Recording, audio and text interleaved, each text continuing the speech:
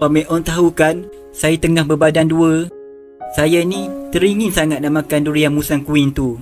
Jadi kalau terdapat sebiji pun, seulas pun tak apalah Pak Meon.